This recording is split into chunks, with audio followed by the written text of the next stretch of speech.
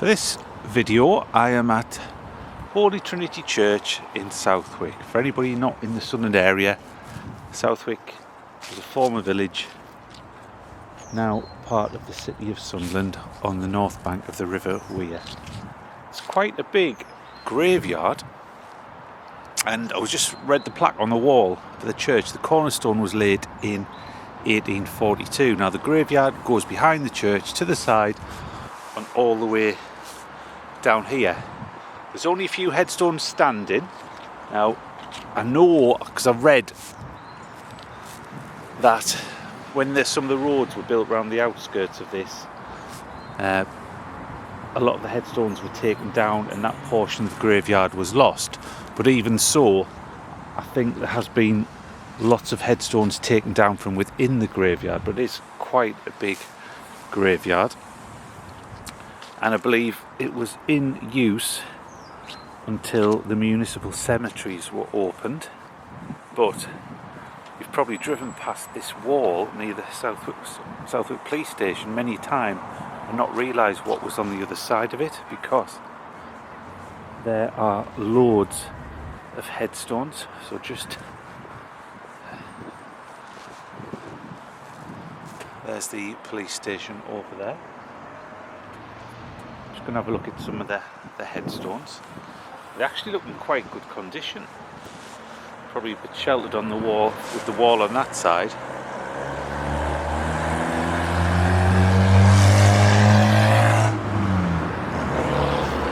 if there's anything which catches my eye. As you can see, the headstones are laid all the way to the eastern side of the cemetery. See some surnames: Thwaite, Burden.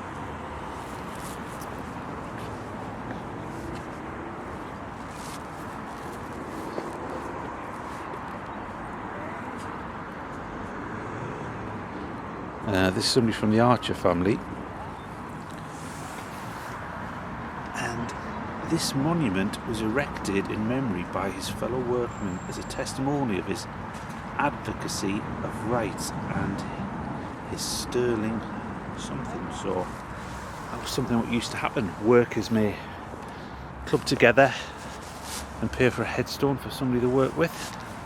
Not necessarily just because, say, for instance, the widow was poor, just as like a tribute to them because they were esteemed.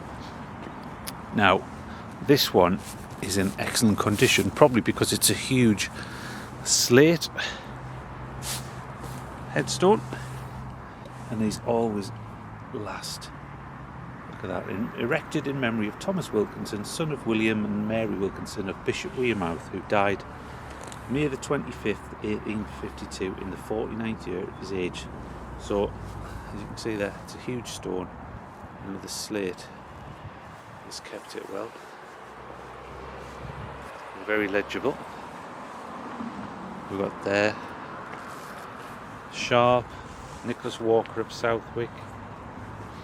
I don't think Southwick even became part of the borough of Sunderland until well into the 20th century.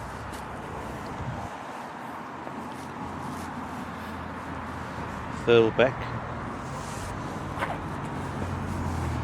This is sacred to the memory of Edward Burdis, who departed this life on the 25th of September 1867, aged 60 years. Now I think there is an Edward Burdis street close by, so possibly named after him or one of his family. It also mentions Thomas Burdis, son of the above, who was drowned at sea on the 28th of April 1864. Again, Southwick, close to the River Wear, close to the coast, a lot of shipbuilding, a lot of mariners lived in the area. So this isn't a modern cemetery, this is one of the old parish churchyards, and you can always tell when you say something which mentions the burial place. That's John and Mary Ann Stamp, for instance. Williams. I've noticed there's not many sort of distinct surnames over here. Wilkinson, we're all Wilkinson, Walker, Anderson, crown. It's a shame we can't read them, a lot of them, but got these, a couple of obelisks, a couple of urns. We've got there, lumber memory of Mary Ann, wife of James Heritage Park. It's like October the 10th, 1915, aged 70 years, 75 years forever with the Lord. So, probably drive past these many times. They look like they've been moved from somewhere, definitely moved from somewhere. They don't look like headstones, they look like memorial stones. That is a massive headstone. Again, can't read. There's another Burdus.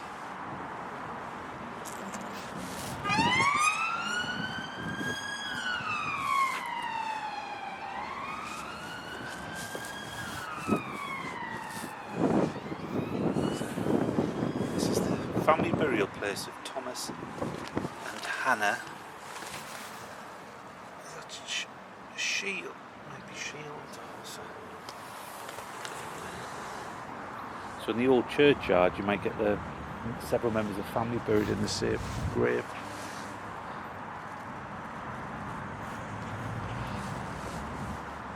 There's probably about 150 of these headstones down here. That one's snapped in two.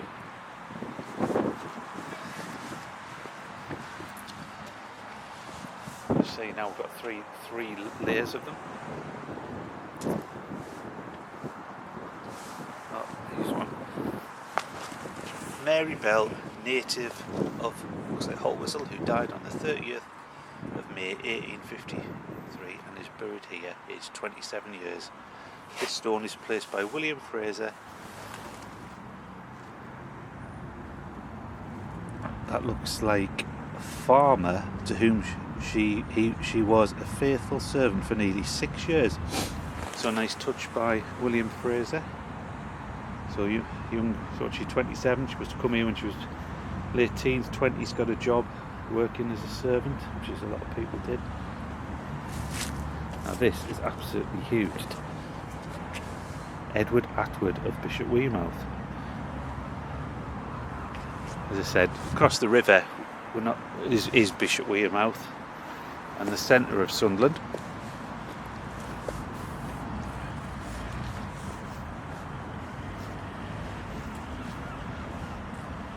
It's not the best because the sun is shining on them, so it's hard to read some of them.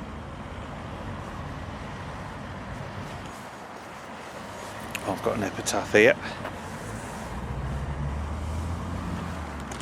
Also of Jacob Hunter Pratt, son of the above, who died October the 29th, 1870, aged so many years and 4 months. Bright, the place of thy rest, nobler spirit than thine, here burst from its mortal control, in the realms of the blessed to shine. On earth thou wert with all but divine, as thy soul shall immortally be, and our sorrow may cease to repine, when we know that thy God is with thee. Good old epitaph. And this one is erected by John Tate Mackay, surgeon of Southwick, in memory of his beloved wife Joanna, who died 29th of June 1871, aged 25 years. So Mean Cemetery is probably about 2 miles away. So people in Monk Wearmouth tended to be buried at Mean Knolls, and some of the Southwick residents were, but I think this looks like this carried on taking burials for a few years after that. Southwick, there is a Southwick cemetery, I think it's about a mile to the north. I visited that once, and that has got some old headstones from like the 1870s, 80s, so it looks like the two were in use at the same time for a while. And it's, you never know why these random ones were left standing. See there, that's I think that's Gowling. It also is about Gowling, buried at Bolden Cemetery, a couple of miles away. I'm just going to go around the back of the church.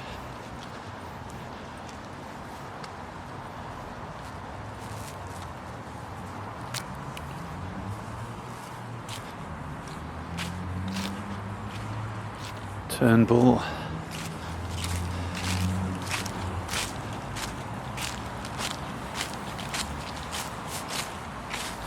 We're not that far from the old village green at Southwick, just about 100 metres over there. It's a shame about that one. Look at that, you can see how a lot of these monuments had this stuff attached. There's normally a metal pole was in the top which held these extra bits on. As you can see, that's come off. There's a couple more headstones just broken up there.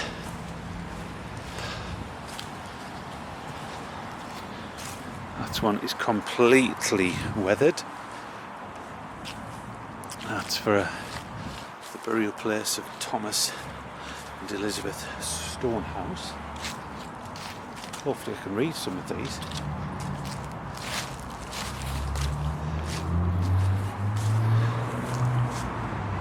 It's for the Tilley family.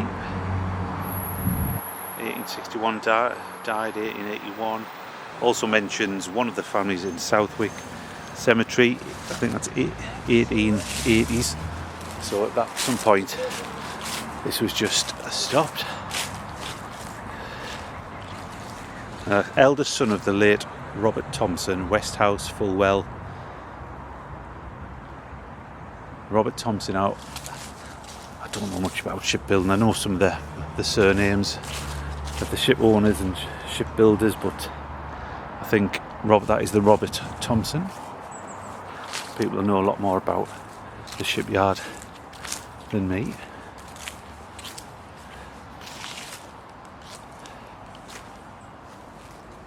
That's one thing I noticed, there isn't many epitaphs on any of these headstones.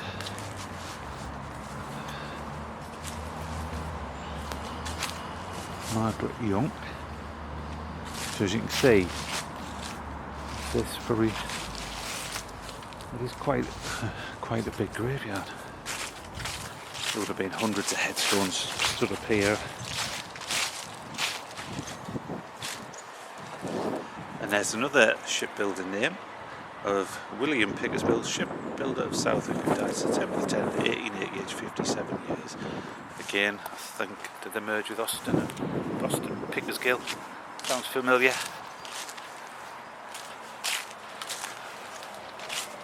But Robert Thompson said he lived at Fulwell, which is a couple of miles over there. It's that Hudson family. Again, very straightforward. Just, this is Robert Cooper and Isabel Hudson. Robert Cooper Hudson as well. It's all straightforward. It's just names and dates. There's not much flowery epitaphs. Which there was a couple down there, but the way the sun was shining on them, quite difficult to read.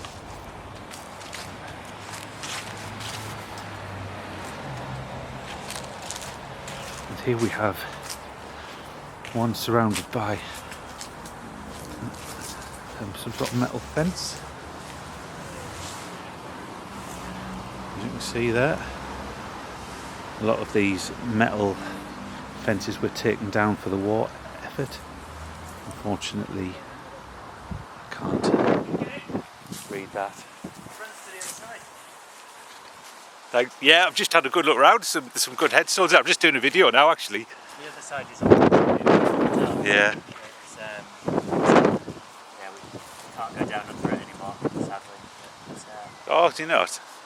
No, I've just had looks. I've just been doing a few videos on like local cemeteries and stuff like that. So it'll probably be on YouTube tonight. Okay. You'll probably be on it as well because I haven't worked out how to edit stuff yet. I haven't got the software yet. Okay.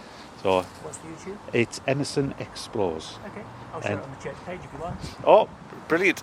The best way to find it is just search for Pennywell Mass Grave, and then there's loads of videos on that one. Okay. But brilliant! Thanks for your help. There's some really old ones over the other side. I know. I've just been down there. It's a shame the way the sun was shining. Yeah. You couldn't quite see them, but I'll probably come back. You know, it stretched all this way. Yes, I was just mentioning on the video about the road took some of it away, didn't it? Yeah, which is why they're all just laid at the bottom now. Oh, right. They're the ones that were over here.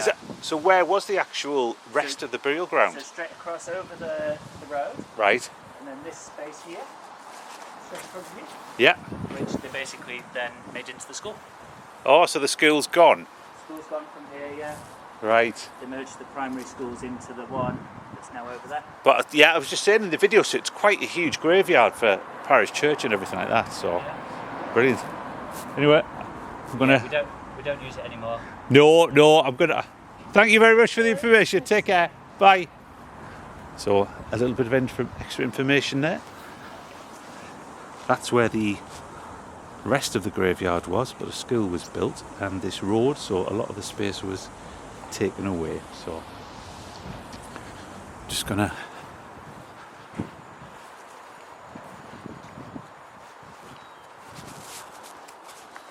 never actually been inside the church. I guess there'll be some Great War memorial in there, so there it is. Holy Trinity Church, Southwick. That's just a short visit. Sorry I couldn't read more of the epitaphs, but it wasn't the best light, so thank you very much for watching.